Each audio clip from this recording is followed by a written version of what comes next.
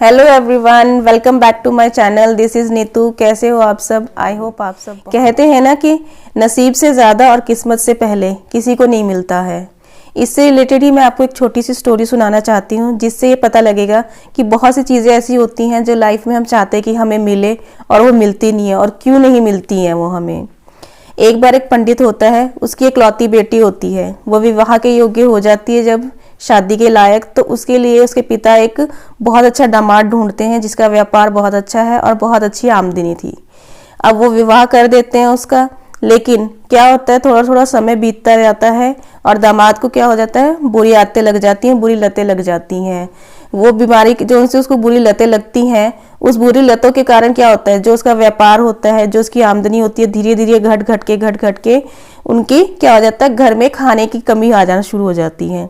और एक टाइम ऐसा आता है कि उनको 2 वक्त की रोटी भी नहीं मिलती। क्या होता है, जो पंडित होती है, यानी कि जो पंडित की वाइफ होती है, वो कहती है कि हमारे बेटा और दामाद, एक ही तो बेटी है हमारी, हम उसकी मदद क्यों नहीं कर रहे हैं। पंडित कहता है कि उसके नसीब में अभी कुछ नहीं है, अगर हम देंगे भी तो भी उसके नसीब में नहीं रहेगा। पंडिताइन को इस बात पे बहुत गुस्सा आता है कि हमारे पास इतना धन दौलत है, इकलौती हमारी बेटी है, और पंडित जी सबकी मदद करते लेकिन अपनी बेटी की मदद नहीं करते। अब इस बात पे पंडिताइन गुस्सा होकर बैठी थी। अब क्या होता है, थोड़े दिनों बाद बेटी और दामाद क्या होते हैं, घर पर आते हैं। किस लिए? सहायता के लिए। अब क्या होता है, सहायता जब करने लगे, पंडित को पहले ही कहा था कि मैं इसकी सहायता नहीं करूंगा क्योंकि इसके नसीब में है नहीं है। अब पंडिताइन ने क्या किया, चोरी से उसकी सहायता करने की कोशिश करी। और सहायता कैसे की, उसने लड्डू बनाए। लड्डू के बीच में, हर लड्डू के बीच में एक एक सोने का सिक्का डाल दिया और लड्डुओं का डिब्बा बना के जाते हुए बेटी को दे दिया। अब पंडित ने उस टाइम भी इसकी सहायता नहीं करी, तो पंडिताइन ने सोचा मैं इस तरीके से इनकी सहायता कर दूंगी। अब दोनों बेटी दामाद घर से निकल पड़े। रास्ते में जब घर जा रहे थे तो जाते जाते बेटी के पाँव में मोच आ गई।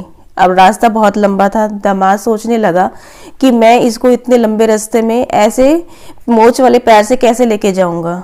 तो उसको बैलगाड़ी दिखी, उसने बैलगाड़ी वाले को रोका और कहा कि आप हमारी मदद करिए, हमें हमारे गांव तक उतार दीजिए। अब उस बैलगाड़ी वाले ने उनकी मदद की और उनको दोनों बेटी दामाद को वहां पे उतार दिया उन्होंने। अब क्या है, दामाद के पास तो पैसा था नहीं। अब उसने सोचा कि मैं किराए के लिए, उसके पैसे तो है नहीं, क्या दूं फिर। अब उसने वो जो मिठाई का डब्बा उसकी बेटी की माँ ने दिया था, वो उसने किसको दे दिया, बैलगाड़ी वाले को।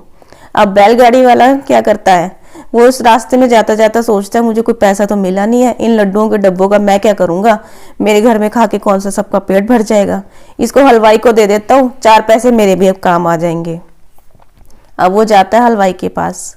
हलवाई की दुकान में वो लड्डू का डब्बा दे देता है और लड्डू का डब्बा देके वो फिर क्या करता है, वहां से पैसे ले लेता है। अब उसके तो पैसे बन गए। अब लड्डू का डब्बा देखो हलवाई के पास पहुंचा। अब हलवाई ने क्या करता है, हलवाई के पास एक यजमान का फोन आता है कि हमारे घर में हवन है और आप हमारे घर में लड्डू का डब्बा भेज दो। अब हलवाई क्या सोचता है कि ये लड्डू पता नहीं कब के बने, खराब ना हो जाए, मैं इसी को भेज देता हूँ। अब वही लड्डू का डब्बा उस यजमान के घर गया जिसके घर हवन था, जो हलवाई के घर फोन आया जिसके पास। अब क्या होता है, जो यजमान हवन करा रहा था उसने किसको बुलाया था, उसी पंडित को जो बेटी का पिता था, यानी कि जिसकी माँ ने उसकी मदद करी थी लड्डू का डिब्बा देके, उसी के पिता को उसने एज ए पंडित बुलाया था अपने घर पे हवन कराने के लिए।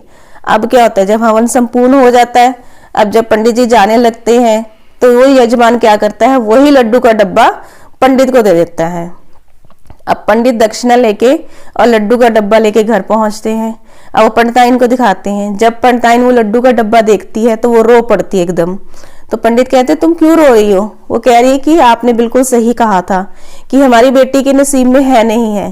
कह रहा मैंने उसकी मदद करने की कोशिश करी थी और मैंने लड्डुओं के डिब्बे में सिक्के डाले थे लड्डू के बीच में एक एक में, और वो वापस ही घूम फिर के फिर हमारे पास ही आ गए, हमारी बेटी के पास नहीं गए।